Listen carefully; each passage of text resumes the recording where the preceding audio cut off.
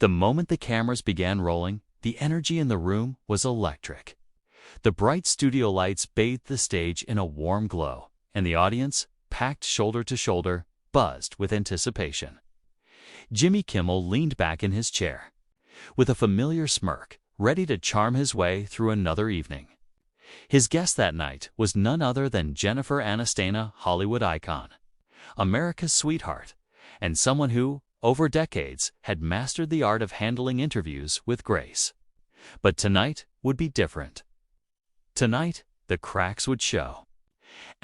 Jennifer walked out to thunderous applause, her smile radiant, her poise immaculate. She hugged Jimmy warmly and waved to the audience.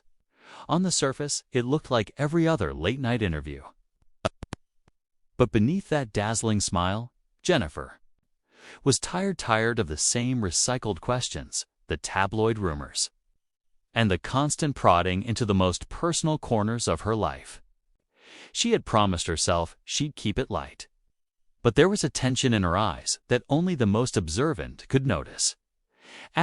Jimmy started off easy jokes about her new project, playful banter about Hollywood parties, and a few humorous digs at her friend's ear hair.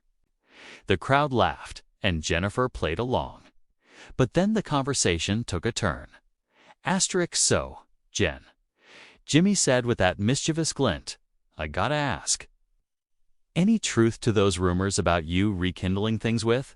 He didn't finish the sentence before Jennifer's smile faltered. It was a topic she had made clear. In pre-show discussions, she did not want to address.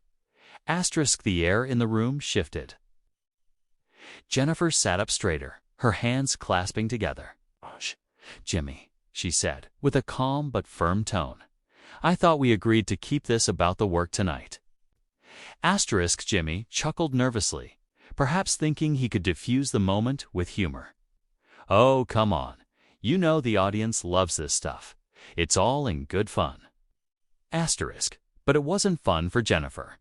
She had spent years battling media narratives that reduced her identity to relationships and breakups, erasing her hard work, her achievements, her growth as an artist and as a woman. And now, here she was, on live television, having that same old story dragged into the light once more. Her voice sharpened. It's not fun when you've been hearing the same speculation for 20 years. Jimmy, I'm here to talk about a film I poured my heart into, not to feed the gossip mill. The audience shifted uncomfortably. Some laughed softly, unsure if this was scripted or real. Jimmy's smirk faded, replaced by a cautious seriousness. Jen, I didn't mean asterisk, but Jennifer wasn't done. You know what's sad, Matt? A woman can be in this business for decades, win awards, create art, and still be reduced to who she's dating or not dating. That's the headline, every time. And I'm done playing along with it. The tension was now thick enough to cut with a knife. Jimmy, trying to save face, suggested they move on, but Jennifer's mind was made up. She leaned back, exhaled slowly, and then stood up.